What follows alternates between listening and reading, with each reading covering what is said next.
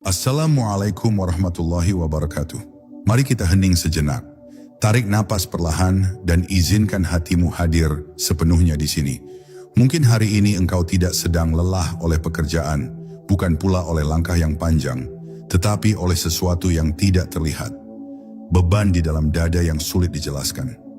Ada kegelisahan yang tidak bersuara, ada harapan yang diam-diam menuntut, ada hati yang terus menggenggam karena takut kehilangan.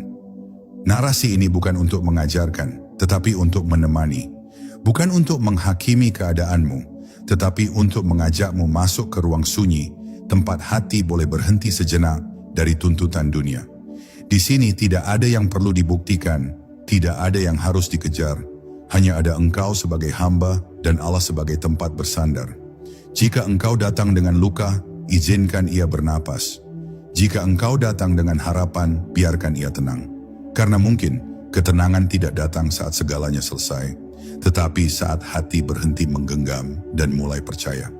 Wassalamualaikum warahmatullahi wabarakatuh.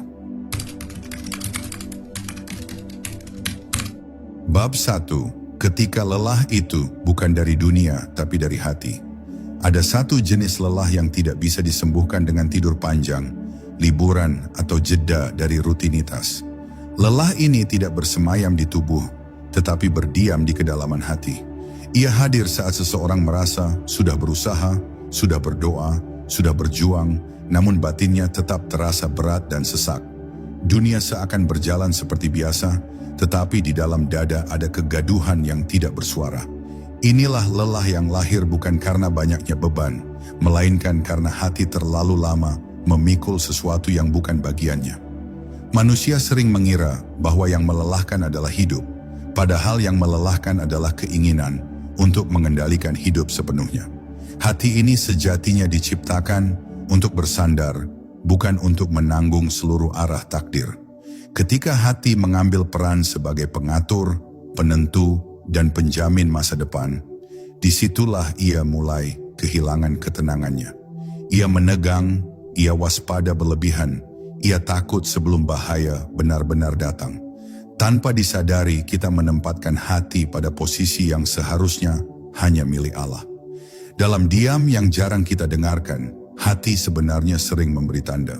Ia gelisah saat menggenggam terlalu erat, ia lelah saat dipaksa berharap pada sesuatu yang fana, dan ia sesak saat kepercayaannya terbelah antara Allah dan sebab-sebab dunia. Namun tanda-tanda ini sering kita abaikan. Kita lebih memilih menguatkan genggaman, memperkeras kendali, dan memperpanjang kecemasan, seolah dengan itu kita bisa memastikan hidup berjalan sesuai keinginan.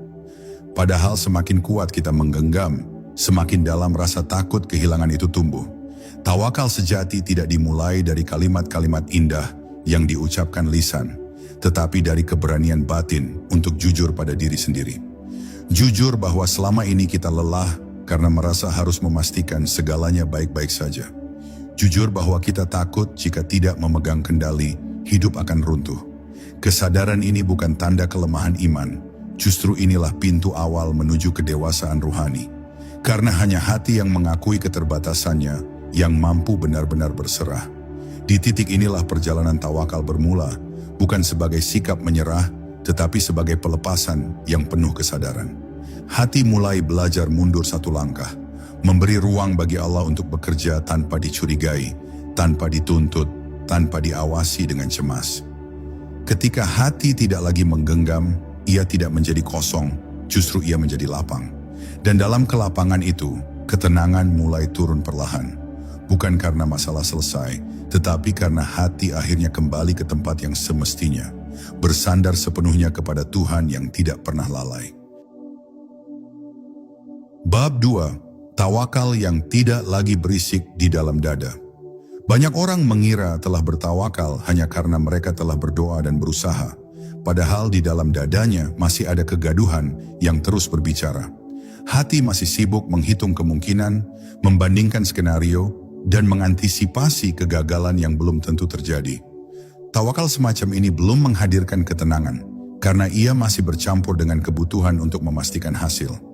Selama hati masih ingin memegang keputusan akhir, selama itu pula tawakal belum benar-benar lahir. Tawakal sejati memiliki ciri yang sangat halus. Ia tidak berisik, ia tidak memaksa, tidak tergesa, dan tidak gelisah menunggu jawaban. Orang yang bertawakal tetap melangkah dengan kesungguhan, tetapi hatinya tidak tergantung pada apakah langkah itu akan dipuji atau berhasil sesuai harapan. Ia memahami bahwa tugasnya hanyalah berjalan dengan niat yang lurus, sedangkan sampai atau tidaknya, cepat atau lambatnya, adalah wilayah yang sepenuhnya berada dalam kebijaksanaan Allah. Seringkali kegelisahan muncul bukan karena takdir yang berat, tetapi karena hati menuntut kejelasan sebelum waktunya. Kita ingin tahu hasil sebelum proses selesai, ingin aman sebelum ujian berakhir, ingin tenang tanpa melalui penyerahan, padahal Allah tidak mendidik hambanya dengan memberikan kepastian instan, melainkan dengan mengajarkan kepercayaan yang bertumbuh di tengah ketidakpastian. Tawakal sejati mengizinkan hati berjalan dalam gelap tanpa panik karena ia percaya pada siapa yang menuntunnya. Dalam tawakal yang matang, harapan tetap hidup, tetapi tidak mengikat. Keinginan tetap ada, tetapi tidak mendesak.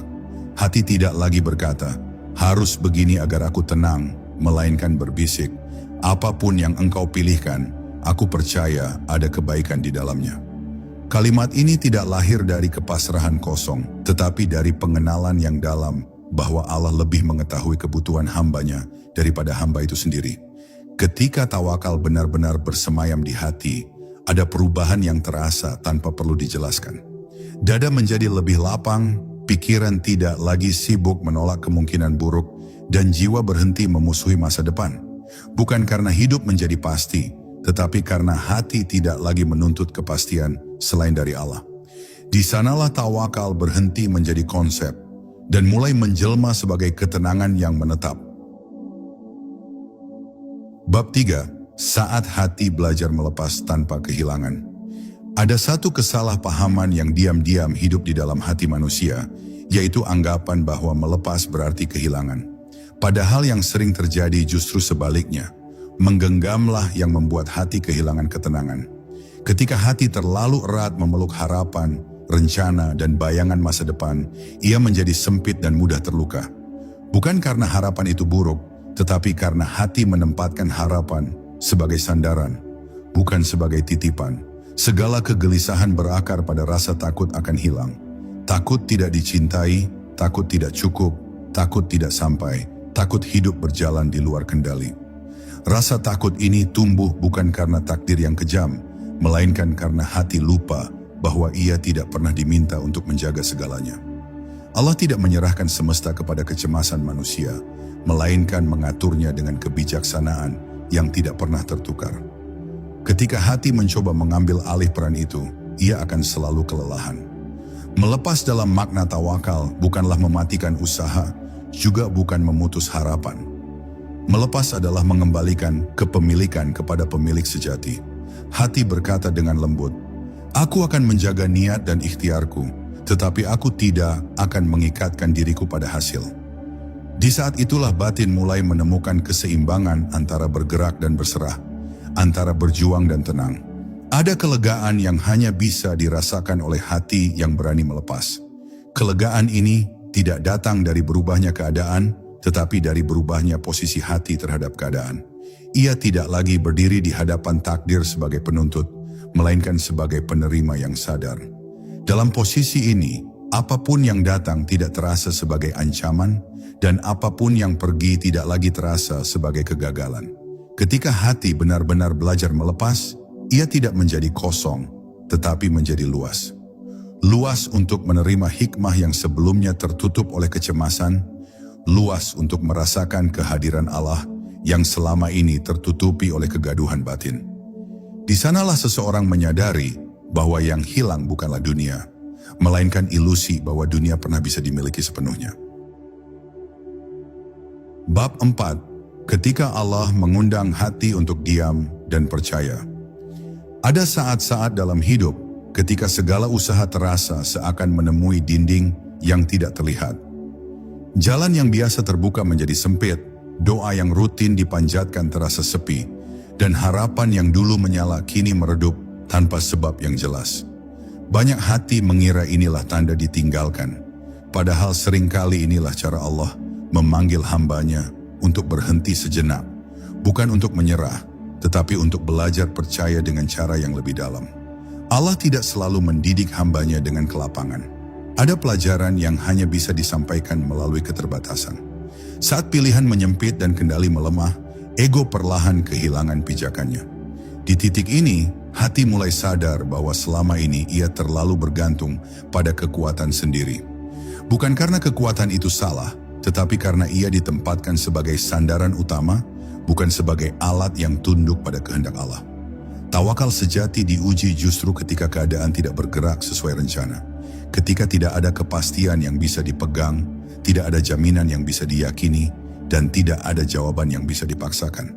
Disinilah hati diajak untuk diam, bukan sebagai bentuk putus asa, tetapi sebagai sikap hormat terhadap kebijaksanaan ilahi yang sedang bekerja di luar jangkauan pemahaman manusia. Dalam keheningan itu, Allah sering menyentuh hati dengan cara yang sangat halus. Bukan dengan perubahan besar yang mencolok, tetapi dengan ketenangan yang perlahan menetap.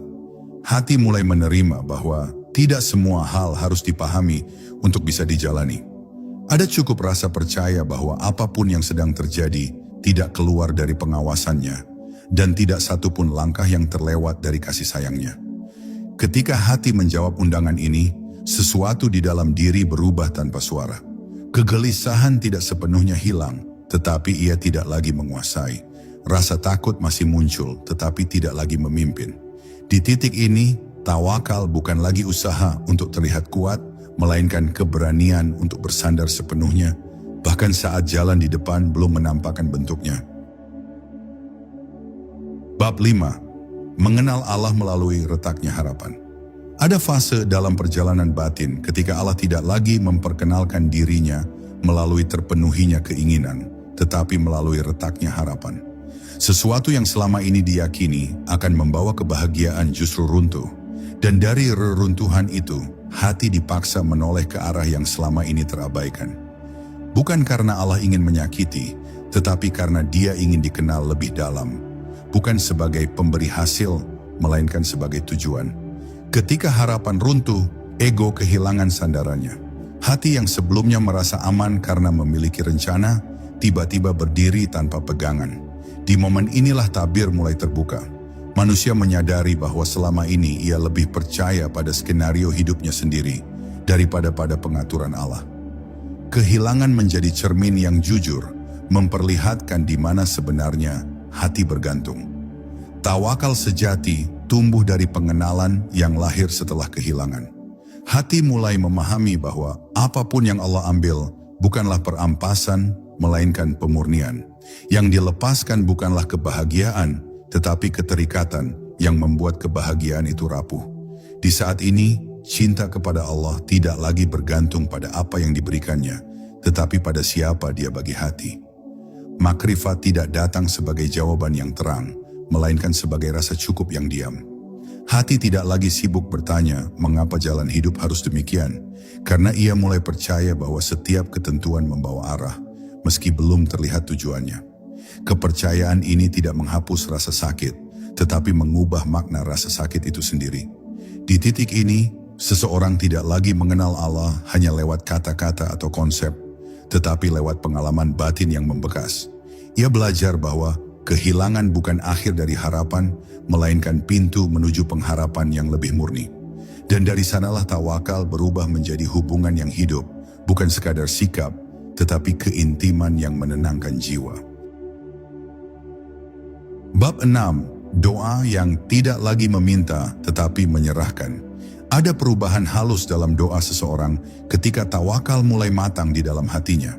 Doa tidak lagi menjadi daftar permintaan yang panjang, juga bukan alat untuk menekan langit agar mengikuti keinginan manusia. Ia berubah menjadi ruang sunyi, tempat hati hadir apa adanya, membawa harapan tanpa paksaan, membawa luka tanpa tuntutan. Di titik ini, doa bukan lagi upaya mengubah takdir, melainkan jalan untuk menyelaraskan diri dengan kehendak Allah. Banyak kegelisahan lahir karena doa dipenuhi oleh keinginan untuk segera dikabulkan. Ketika jawaban belum datang, hati mulai gelisah, mempertanyakan, bahkan diam-diam kecewa. Padahal Allah tidak pernah lalai mendengar. Yang seringkali berbeda hanyalah waktu dan bentuk jawaban. Tawakal sejati membuat seseorang mampu berdoa tanpa menetapkan bagaimana dan kapan doa itu harus dijawab. Dalam doa yang penuh penyerahan, hati berkata dengan lembut, "Jika ini mendekatkanku kepadamu, dekatkanlah. Dan jika ini menjauhkan, jauhkanlah meski aku menginginkannya."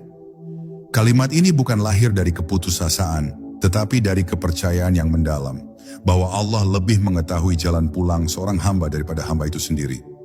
Disinilah doa menjadi ibadah yang membebaskan, bukan beban yang menekan. Hati yang bertawakal tidak berhenti berdoa meski keadaan tidak berubah. Ia tetap berdoa bukan karena berharap keadaan segera membaik, tetapi karena doa itu sendiri menjadi tempat bersandar. Dalam doa semacam ini ada ketenangan yang tidak bergantung pada hasil. Hati merasa ditemani, didengar dan dijaga, bahkan sebelum ada perubahan yang terlihat. Ketika doa tidak lagi dipenuhi tuntutan, jiwa menjadi lebih ringan. Tidak ada lagi perasaan gagal karena doa yang belum terwujud. Yang ada hanyalah keyakinan bahwa setiap bisikan hati sampai ke hadirat Allah dengan cara yang paling layak. Di titik ini, doa tidak lagi sekadar permohonan, tetapi perjumpaan yang menumbuhkan kedekatan dan kepercayaan yang tenang. Bab 7, Tauhid yang membebaskan dari ketergantungan tersembunyi. Banyak hati merasa telah bertauhid karena lisannya mengakui keesaan Allah. Namun di dalam batinnya masih tersimpan ketergantungan yang tidak disadari.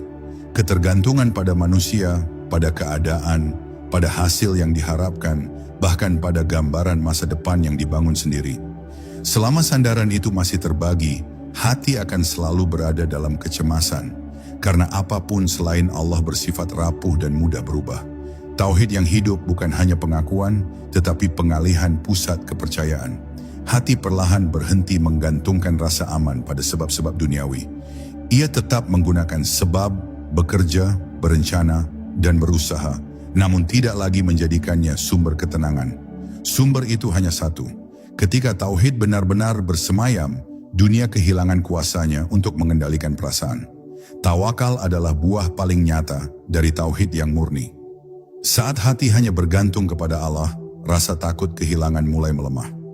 Bukan karena tidak ada lagi yang berharga, tetapi karena yang paling berharga telah berada di tempat yang aman. Dalam kondisi ini, pujian tidak mengangkat, celaan tidak menjatuhkan, dan kegagalan tidak menghancurkan, karena identitas hati tidak lagi bertumpu pada hal-hal tersebut. Tauhid membebaskan hati dari keharusan untuk selalu kuat di hadapan manusia. Tidak perlu terlihat berhasil agar merasa bernilai, tidak perlu dipahami agar merasa benar. Hati menjadi tenang karena tahu bahwa penilaian Allah tidak bergantung pada pengakuan makhluk. Inilah kebebasan yang tidak bisa dibeli oleh pencapaian apapun. Ketika tauhid mengakar dan tawakal tumbuh, hidup terasa lebih jujur. Hati tidak lagi berpura-pura menguasai keadaan, tidak lagi sibuk mengatur citra, dan tidak lagi dikejar oleh ketakutan yang tidak perlu. Di sanalah seseorang mulai merasakan kelegaan sejati, kelegaan yang lahir dari satu keyakinan sederhana namun dalam. Allah cukup, dan selainnya tidak perlu dijadikan sandaran.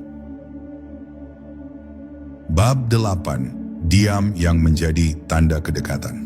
Ada tahap dalam perjalanan ruhani ketika kata-kata mulai kehilangan urgensinya. Bukan karena hati menjadi kosong, melainkan karena ia terlalu penuh untuk diwakili oleh bahasa. Pada fase ini, tawakal tidak lagi diekspresikan melalui penjelasan panjang atau nasihat yang berderet, tetapi melalui ketenangan yang terasa bahkan dalam kesunyian. Diam bukan lagi kekosongan, melainkan bentuk kehadiran yang utuh. Hati yang telah belajar berserah tidak merasa perlu membela setiap keadaan atau menjelaskan setiap pilihan. Ia memahami bahwa tidak semua hal harus dimengerti manusia lain untuk menjadi benar di sisi Allah. Ketika kepercayaan telah tumbuh, kebutuhan untuk terus meyakinkan diri dan orang lain perlahan menghilang. Yang tersisa hanyalah kesadaran tenang bahwa Allah mengetahui, dan itu sudah cukup. Diam dalam tawakal bukanlah sikap pasif atau menarik diri dari kehidupan. Ia justru lahir dari kewaspadaan batin yang tinggi. Seseorang tetap bergerak, berbicara, dan mengambil keputusan, tetapi tanpa kegaduhan di dalam dada. Setiap langkah diambil dengan kesadaran bahwa ada kehendak yang lebih besar sedang bekerja, dan tidak semua harus dipahami sebelum dijalani. Dalam keheningan ini, hati menjadi lebih peka. Ia mampu merasakan bimbingan Allah melalui hal-hal kecil yang sebelumnya terlewatkan. Kejadian sederhana menjadi isyarat, pertemuan singkat menjadi pelajaran, dan penundaan menjadi perlindungan. Semua diterima tanpa perlawanan, karena hati telah berhenti mencurigai ketentuan ilahi. Ketika diam menjadi sahabat, batin menemukan kedalaman baru.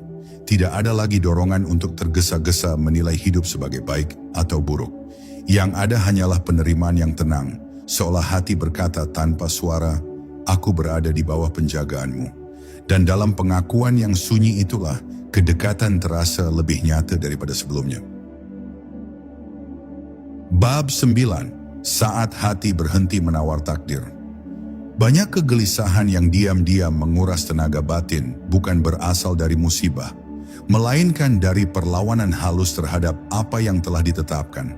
Hati terus menawar, berharap hidup berjalan sedikit berbeda, sedikit lebih mudah, sedikit lebih sesuai dengan bayangan yang disukai ego.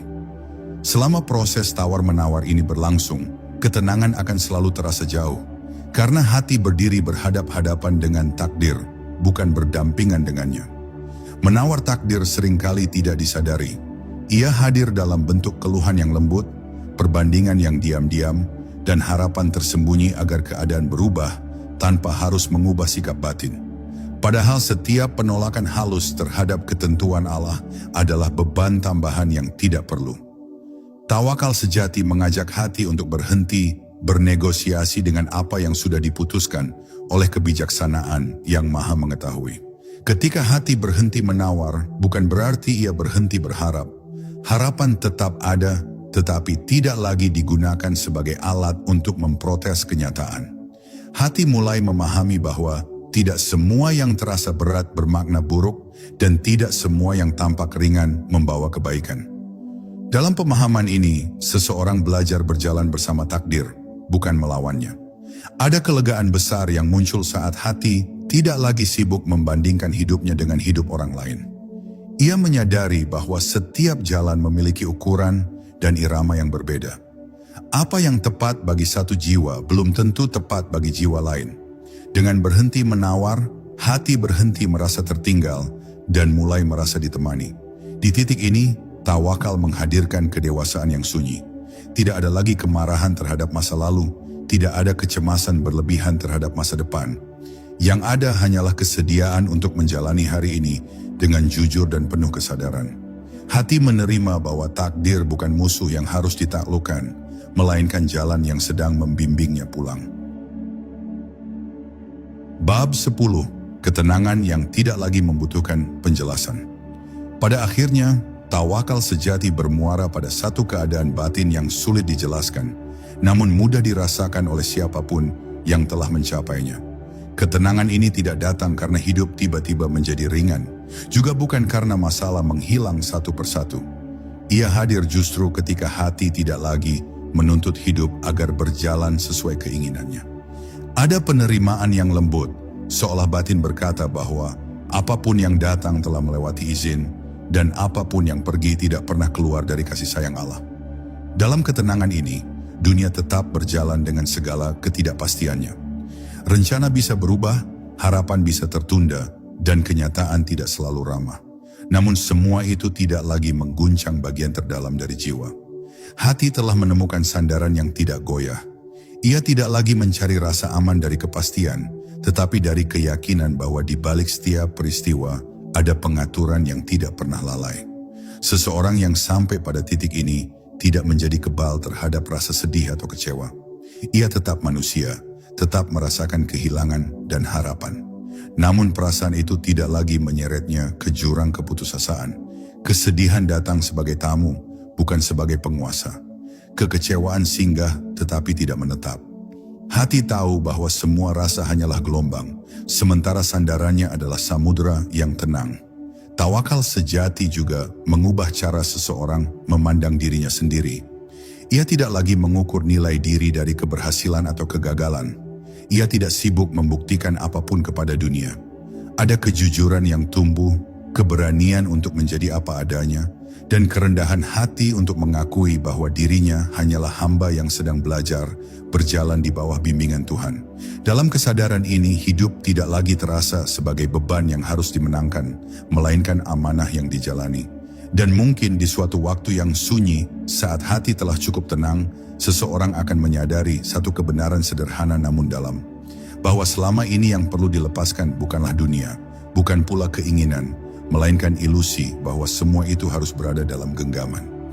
Ketika ilusi itu runtuh, hati kembali pada fitrahnya, berserah, percaya, dan tenang. Di sanalah tawakal tidak lagi diajarkan, tetapi dihidupi. Sebelum kita menutup perjumpaan ini, izinkan hatimu diam sejenak. Tidak ada yang perlu segera dipahami, tidak ada yang harus disimpulkan malam ini. Biarkan setiap kata yang singgah tadi menetap dengan caranya sendiri, tanpa dipaksa, tanpa ditarik, maknanya terlalu cepat. Apa yang benar-benar menyentuh hati tidak pernah terburu-buru. Jika hidup hari ini masih terasa berat, ingatlah bahwa engkau tidak sedang berjalan sendirian. Ada kehendak yang lebih luas dari kekhawatiranmu, ada penjagaan yang bekerja bahkan saat engkau tidak melihatnya. Tugasmu bukan menguasai segalanya, melainkan menjaga niat dan kejujuran hatimu. Mungkin engkau belum sepenuhnya tenang, dan itu tidak apa-apa. Tawakal bukan tentang merasa aman setiap saat, tetapi tentang kembali bersandar setiap kali hati lelah menggenggam. Semoga Allah melembutkan batin kita, menenangkan langkah kita, dan mengajarkan kita percaya tanpa syarat. Amin.